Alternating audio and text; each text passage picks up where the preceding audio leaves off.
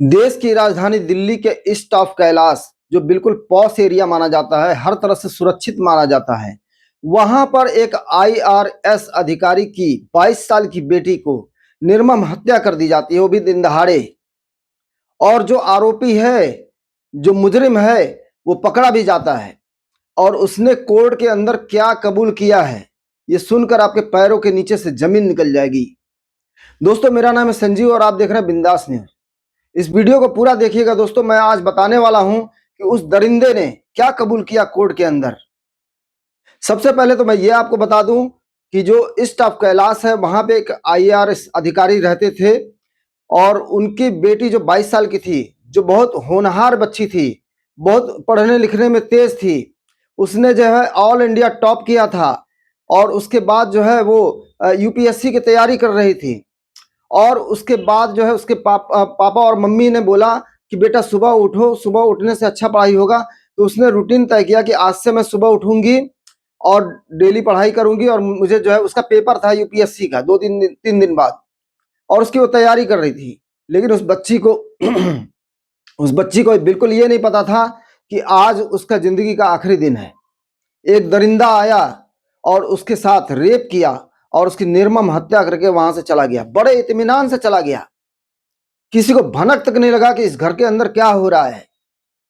ये सोचने वाली बात है दोस्तों कि एक पॉश एरिया में, जहां पे सिक्योरिटी गार्ड है, जहां पे हर तरह कैमरा लगा हुआ है, हर तरफ से लोग जो है निगरानी रखे हुए हैं, पुलिस की आवाजाही है, वहां सबके नाक के नीचे ये वारदात हो जाता है। दोस्तों, ये जो वारदात करने वाला बंदा था, ये कोई और नहीं था, उनके घर में जो पुराना नौकर था, राहुल मीणा, अलवर का रहने वाला। वो 8 महीने से उनके घर में नौकरी कर रहा था। पिछले 1.5 महीने में उसको निकाल दिया गया था। इसके वजह से वो नाराज था और इसने कबूल किया है कि इसने ये हत्या इसने खुद किया है और इसमें कोई शामिल नहीं था। इसके अलावा एक दिन पहले ये जो है अलवर में अपने एक दोस्त की बीवी के साथ रेप करके आया था। यानी हैवानियत देखिए दोस्तों इसकी। कोर्ट में ये पता चला है, पुलिस ने ये बताया कि ये पूरा साइको है।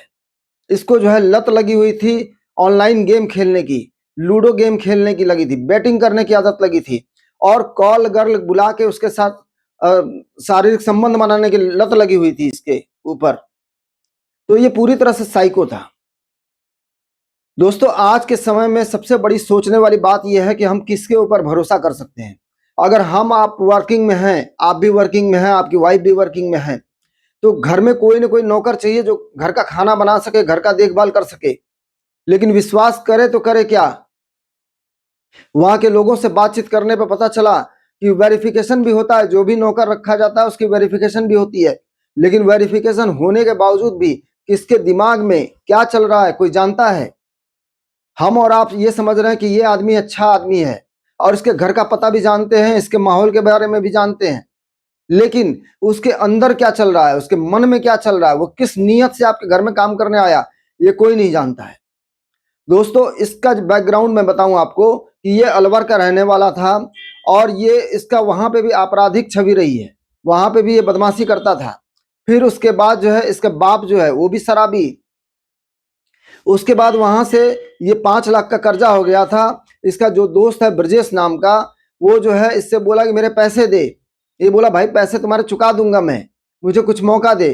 फिर वो वहां से किसी शादी में जा रहे थे बाइक से, तो ये बाइक को ब्रजेश बोला कि बाइक लेके जाके मेरे घर पे रख देना, मेरी वाइफ को चाबी दे देना। ये बाइक लेके उसके घर पे गया और उसके वाइफ को चाबी दिया और अंदर ले जाके उसके साथ रेप किया। और रेप करने के बाद वहां से ये कैब करके 6,000 रुपये में कैब करके ये आता है दिल्ली। और दिल्ली में उस इलाके में आके, स्टाफ कैलाश में आके, कैब वाले को बोलता है कि देखो भाई ऐसा है कि मैं पैसे लेके अभी आता हूँ, तुम यहीं रुको। और वहां से गायब हो जाता है। कैब वाला बहुत देर तक इंतजार करके वहां से चला जाता है।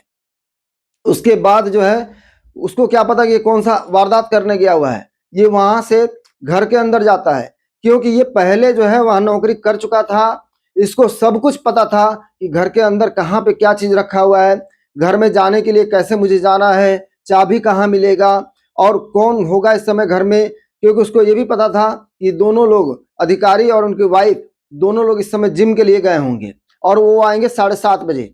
और ये 6:39 पे घर के अंदर जाता है और 41 मिनट के अंदर ये सारा वारदात कांड करके चला आता है। जब ये घर के अंदर जाता है तो स्टडी रूम में लड़की बैठ के पढ़ाई करती रहती है। ये उससे बोलता है कि मुझे पैसे की जरूरत है, मुझे पैसा चाहिए। लड़की मना करती है तो ये लड़की के ऊपर टेबल लैंप से वार करता है और उसको घायल कर देता है। उसके बाद जो है ये उसको घसीटते हुए जो लॉकर है वहां पे लेके आता है, क्योंकि थंब इम्प्रेशन से वो लॉकर खुलता। इसको पता था कि इस लड़की का जो है थंब इम्प्रेशन इसमें काम करता है। वो उस लड़की को वहां पे लेके जाता है और उसका थंब लगाने की कोशिश करता है, लेकिन लड़की जो है तब तक मृत्यु हो जाती है। उसका जो ब्लड सर्कुलेशन बंद हो जाता है, इसके वजह से वो लॉकर नहीं खुलता है। उसके बाद दोस्तों इसकी हवानी देखिए, उसके साथ वो रेप करता है और रेप करने के बाद इस अपना कपड़ा चेंज करता है, क्योंकि इसके कपड़े पे खून के छींटे पड़ गए थे। जो पैंट था और जूता था उसको चेंज करके उस घर में पड़े हुए एक पैंट पहनता है और हवाई चप्पल पहन के एक बैग लेता है।